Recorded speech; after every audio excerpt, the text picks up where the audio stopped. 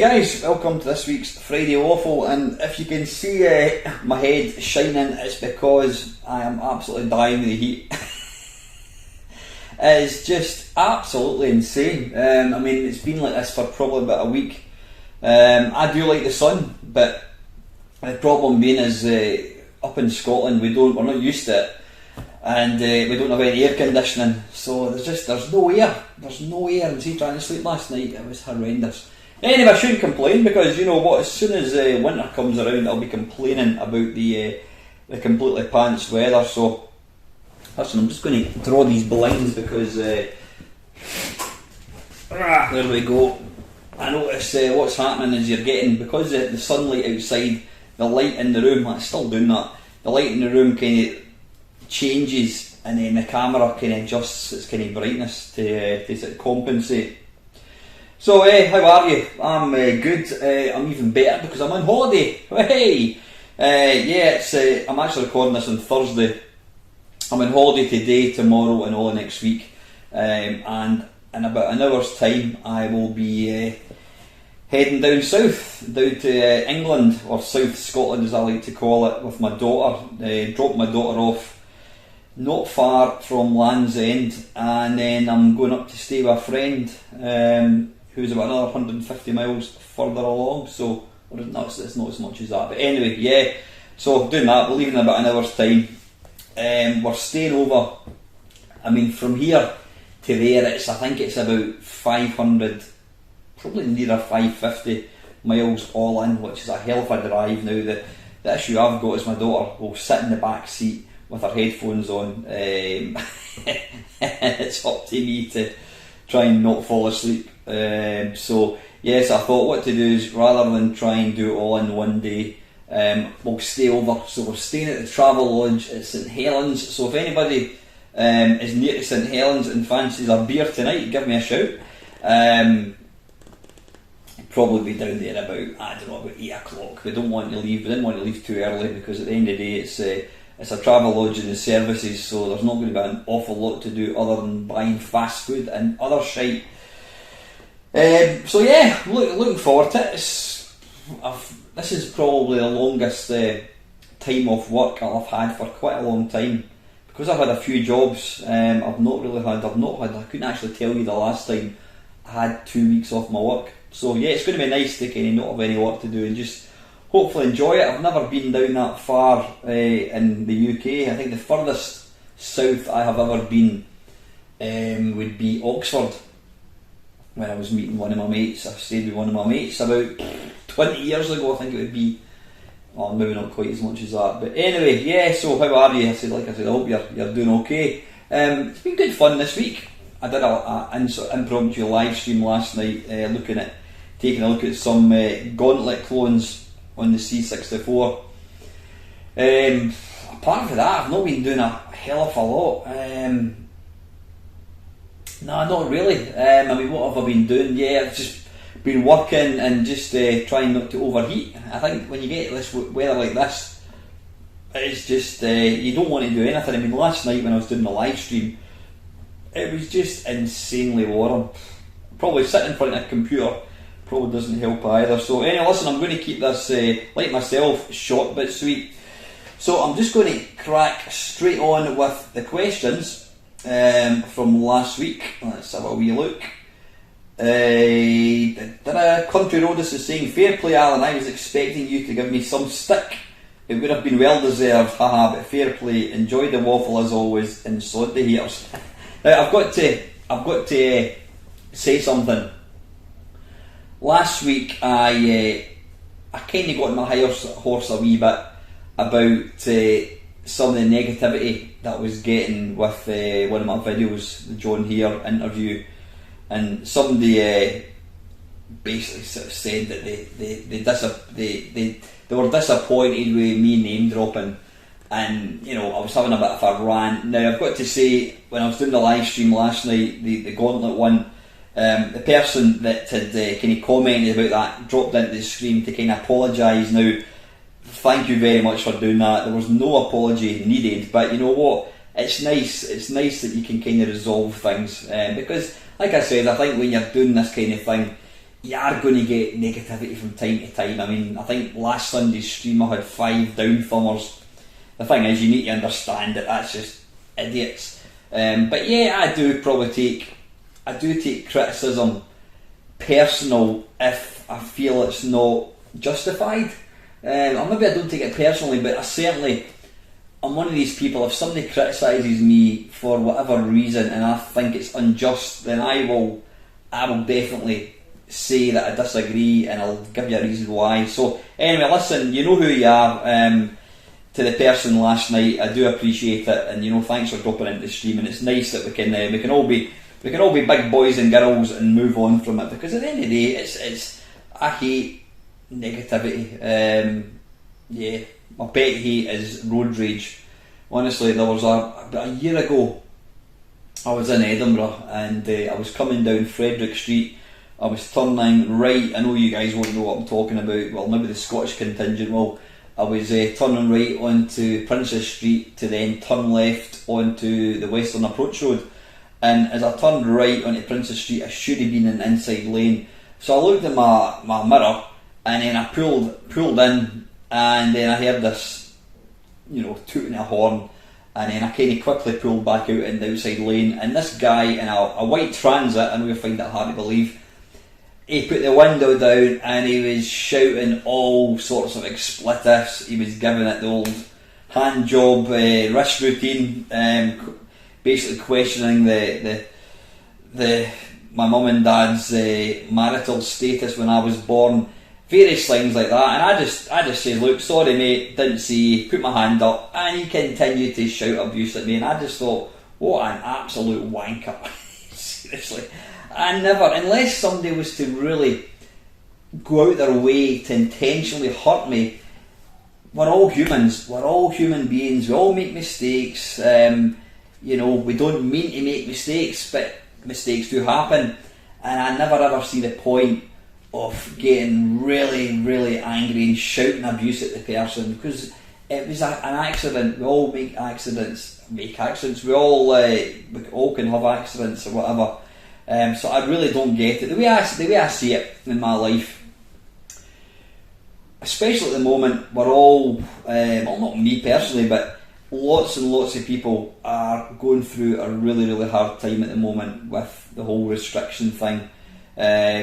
Some people haven't been out of the house for over a year.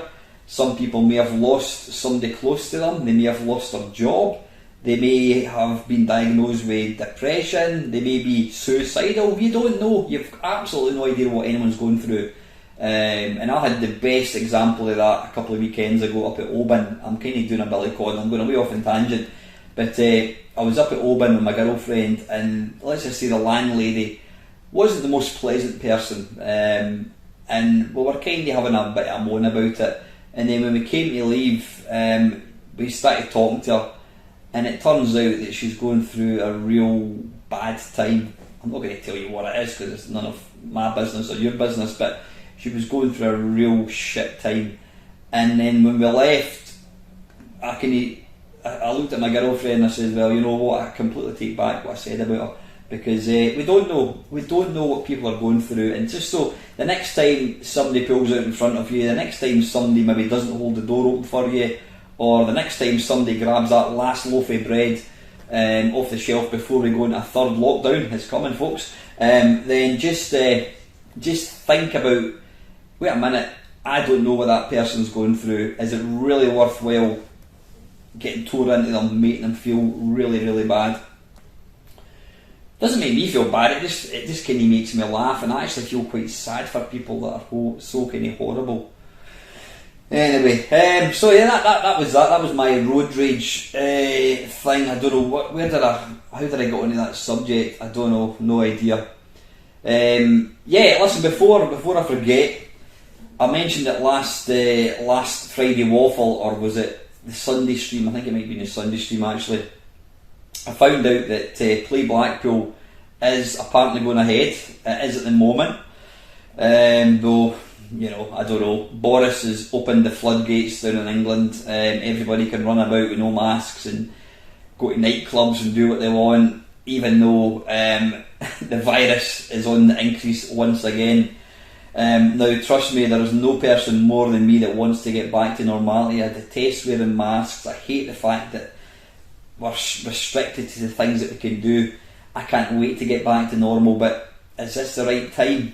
I don't think so. I mean, we've sat tight for about a year and a half, so would it not be worthwhile just kind of sitting tight for another couple of months, let all the kids get the double vaccinations or whatever it is, let's see the things slow up and start to kind of tail off, and then we'll get back to normality. I mean, Nicola Sturgeon, she's not been quite so kind of open as Boris has, so we're still in various lockdowns. Obviously it's not severe, but yeah, as much as I detest being in a lockdown, I would rather stick it out for another few months, let this second variant piss off, and then we can get back to some sort of normality. But that's just my tuppence. Don't know, we'll see what happens. But anyway, getting back to that, so as things stand at the moment, play Blackpool as a goer 23rd and 24th of October. As long as it's on, well, I'm not going to go if it's not on, obviously. If it's on, I will be going down there. I've spoke to a couple of guys, I mentioned it in the stream last night.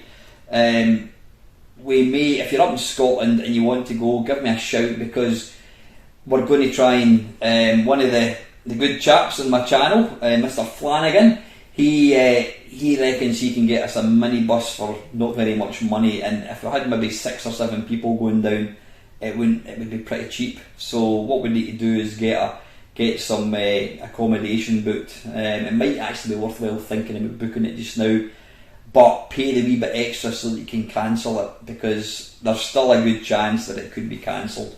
Hopefully not, but yeah, you know, it'd be brilliant, it'd be absolutely excellent to get back down there and just see friends, because we've been kind of cooped up for so long, so that would be really nice. So anyway, listen, I'm sweating buckets here.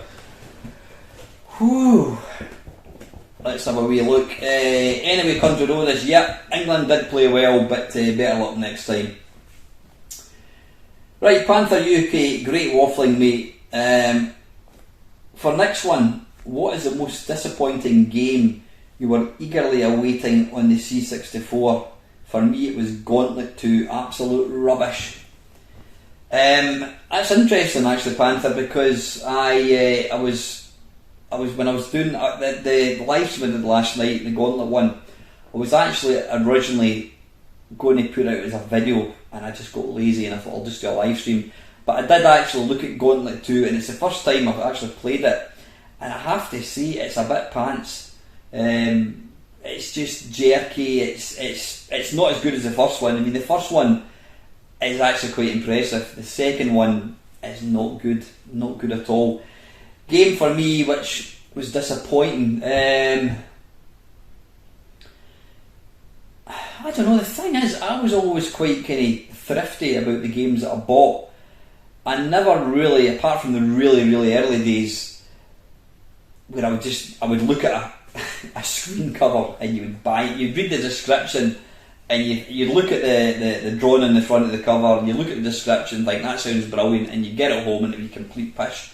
But when Zap came along and, you know, CMVG, I always made a point of, like everybody else, reading reviews, and there's no way I would buy a game unless it got good reviews. So I can't really think of any game that I bought that I was disappointed with on the 8-bits. I mean, the only game that was bought for me and I just thought it was absolute garbage, and it was Cobra by Ocean Software on the C64. Me and my mate, we used to always, he had a Spectrum, I had a C64, and we would buy each other a game. I can't remember, I remember buying him Attic Attack for the Spectrum. I can't remember what game he got me, but oh, you know what, I think it might be, no, I can't remember. But yeah, one year I bought him Cobra for the Spectrum and he got me Cobra for the C64. The Spectrum Cobra is probably one of the best games on the Spectrum. It was coded by Joffa Smith, who was an absolute legend. Joffa could program, he could do music, he could do graphics. The presentation of his games, They were so tightly programmed. The playability were just brilliant. What other stuff did he do? I think he did Green Beret, he did Hyper Sports, amongst other things. I think he also did, was it Kong Strikes Back, I think? But yeah, Cobra in the Spectrum is a brilliant game. Not my cup of tea, but I know it's a really good game. It's a kind of horizontal, vertical, listen to me, horizontal, it's a heat honest, horizontal scrolling platformer. So yeah, he got me on the C64, and oh goodness, it's got probably one of the ugliest looking character sprites that you'll ever control. The feet, it actually looks like he's a ballet dancer. Now you're meant to be playing the part of Sylvester Stallone, but you look more like Andre Previn. Now if you don't know who that is, go and ask your granny. I think Andre Previn was a ballet dancer, but yeah, it looks like Stallone looks like he's got a pair of tights on. It's just crap. It's blocky graphics. I mean, there was ways of, I think you used two sprites. You could have like a sprite, then you could have a black outline over it, which kind of gives it quite a high resolution look. Now that was a technique which Ocean used. I think the first game that I can remember they used it in was Rambo, funnily enough, another Sylvester Stallone film.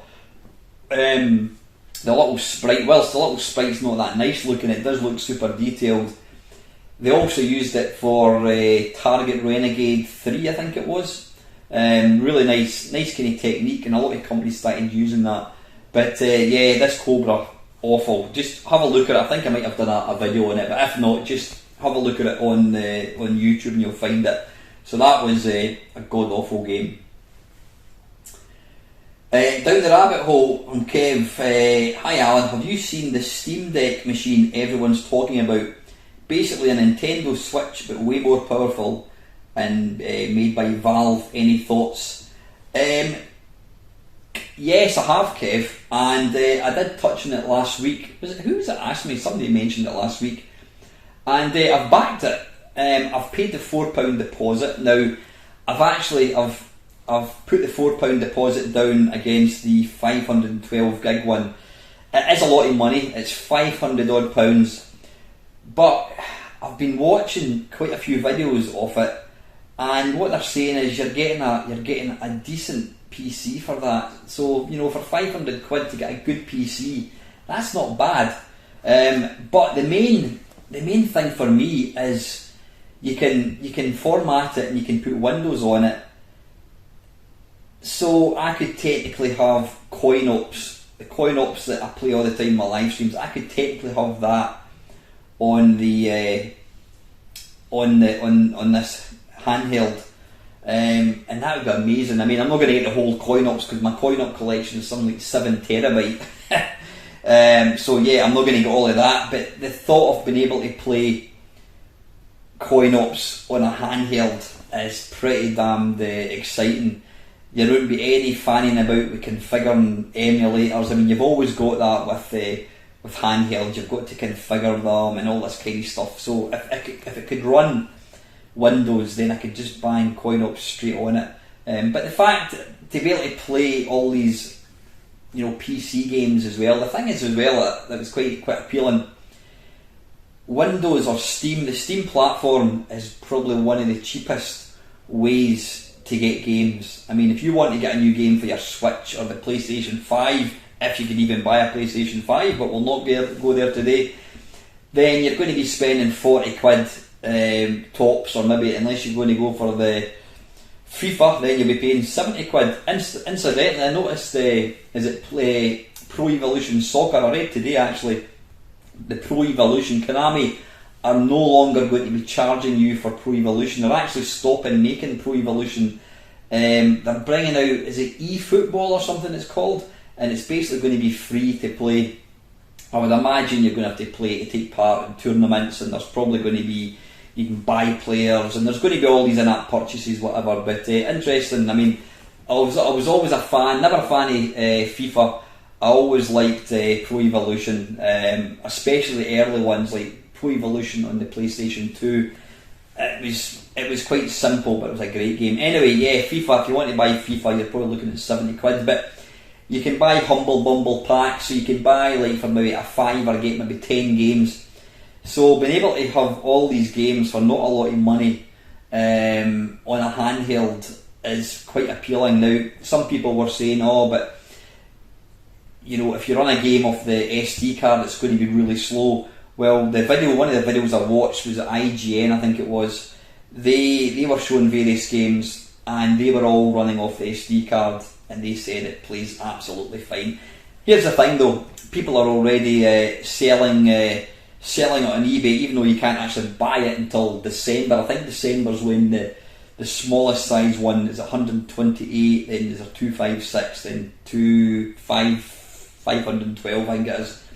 People are already selling it for like £1,000 on eBay. So if I decided that I wanted it and I bought it but I didn't want to keep it, then I could probably flog it and get my money back. But if I did buy it, I very, very rarely buy something and then get rid of it. I think the only two retro things that I've bought and were disappointed and done that was the Amiga, which was it was like a kind of mini Amiga that came out many years ago.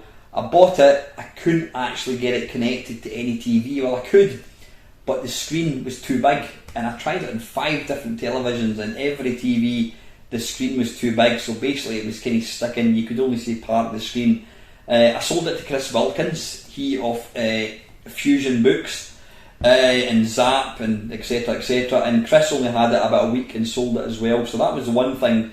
The only other thing that I bought was oh blimey, I can't even remember what I was going to say. Doesn't matter. The N64, yeah, I bought an N64 with an Everdrive cartridge, and I got rid of that because I don't like the N64. But yeah, like I say, the Steam, if it turns out to be shit, I can just sell it. But yeah, I am looking forward to see what it's like, Kev. Secondly, still on the Steam Deck topic, how do you feel as an Nvidia Shield owner that Valve and Nintendo are trying to improve on the Shield, and what do you think they have done right that Nvidia got it wrong? Yeah, I mean the Shield is one of these. It's going to become a collector's item. It's a nice thing. I mean, it's basically, if you've never seen a Shield, the Nvidia Shield portable, it's a clamshell. It's actually like an Xbox 360 controller, and it's got a little flip-up screen. I did own one, and then it just stopped working, and I sold it, and I got another one because I liked it so much. But the problem with the Nvidia Shield is there was no support for it. I mean, you could only really use it for playing emulated games, emulators, which it really excels at, to be fair. There was very, very few games that actually came out in it specifically for the Nvidia Shield. The only one I can think of was Half-Life 2. They brought a specific version for the Shield out, which is really good. You could, if you had a decent internet connection and a decent graphics card, you can actually stream your games through, is it Nvidia Experience or something, I think they call it. So yeah, the Nvidia Shield was a nice attempt, Kev. I mean, the battery life's not the greatest. I'm not sure what the battery life's on this new Shield. I think not Shield, Steam Deck. I think it's maybe 5 hours. Some people are saying that's not very good, but I don't know. If it charges up quick enough, I don't really see a problem. You could take a portable charger along with you and kind of charge it on the hop. But yeah, then Nvidia Shield is nice. I do like the Switch. Out of all the modern consoles, I mean, I've got the PlayStation 4, I've got the Xbox One, I think it is. Incidentally, I noticed the Xbox One seems to automatically come on. I don't know why. It's got you just touch the side of it and it switches on. But I notice when I turn my TV on, the Xbox One always seems to be on. Is there any reason for that? Would it be detecting a signal through an HDMI cable or something? But I don't think I've even got it plugged into the HDMI. Don't know. But no, the Switch, I think the Switch is a great machine. I bought one right from day one, but I wasn't overly sure how it was going to go. Like the what do you call it? The Wii U. I was going to say the Wii. The Wii was definitely not a failure. The Wii U, I don't think it was really classed as a particularly successful machine, and I kind of had my doubts about the Switch. But I've got to say the Switch is amazing. I mean, it's great being able to play proper games. I was actually playing Zelda Call of the Wild a couple of weeks ago. I thought I'll give it another wee go. I played it for about half an hour. It's the fact that you can plug into TV as well is superb. And yeah, I love the Switch. It's really coming into its own as a little handheld, an emulation handheld. I'm sure it's either already been done or it's only a matter of time before someone hacks it and you can install all your own emulators. That would be really nice. So yeah, I think, getting back to your question, Kev, I think the NVIDIA Shield, it showed what was possible with handhelds. It was probably it still is the most powerful handheld out there at the moment until this thing comes along. But anyway, and finally, when new hardware is announced like the Steam Deck, I always wait to hear what troubles the device might have.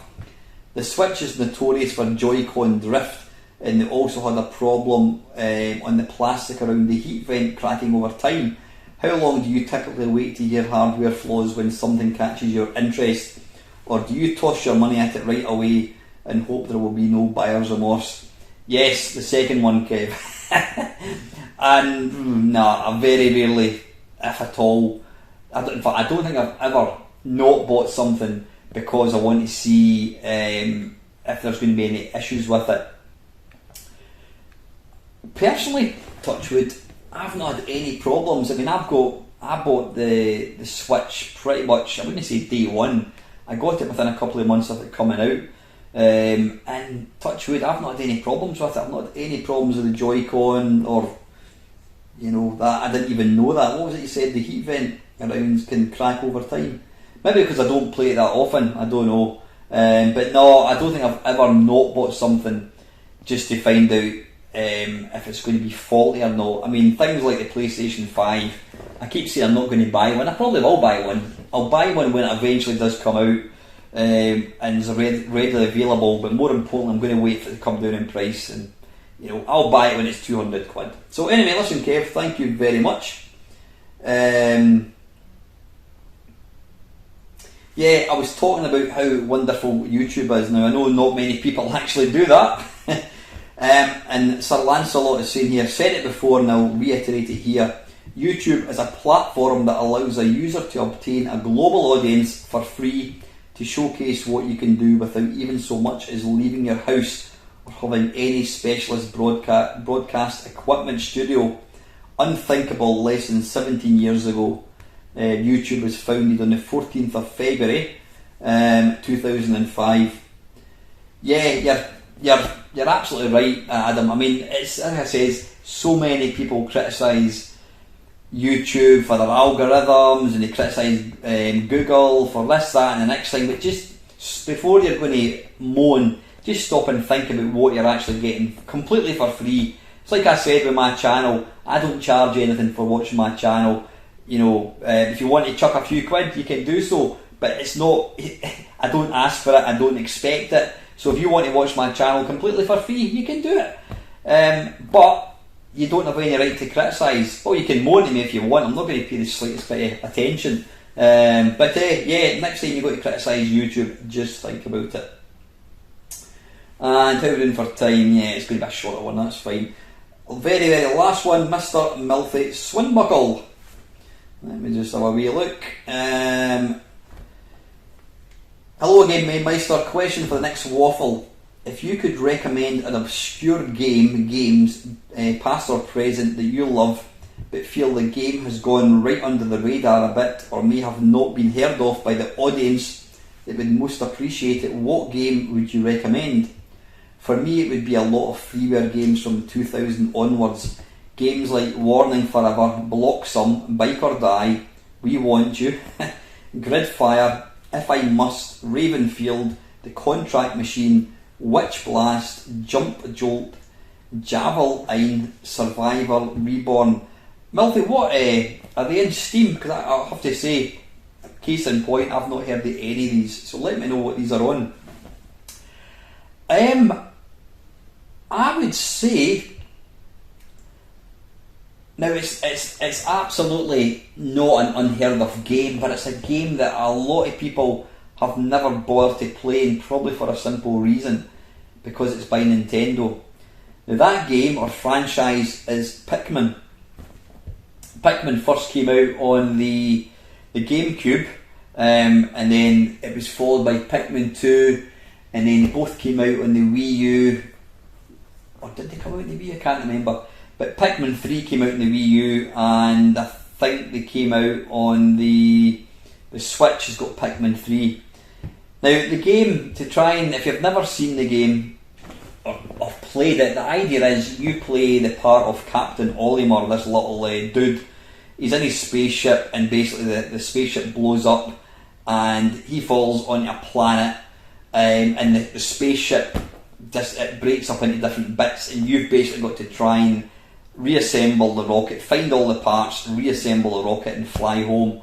To aid you in your conquest, you've got a little friend who you have to kind of tie up with, so you kind of switch between this little guy and this other person.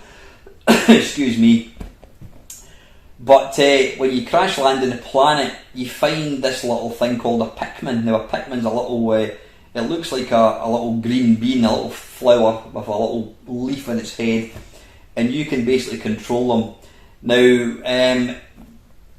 the Pikmin has got a little pod that he stays in, and you use the Pikmin to pick up little pills to take them back to its base, and then it will respawn more. If you kill baddies, you use the Pikmin to kill baddies, and when you take the dead body back to the little spaceship, you respawn more. So basically, you control, I'm trying to think of the best way to describe it, you basically control up to 200 Pikmin at any one time. You can send them, you can throw them onto higher levels, you can make them attack different animals.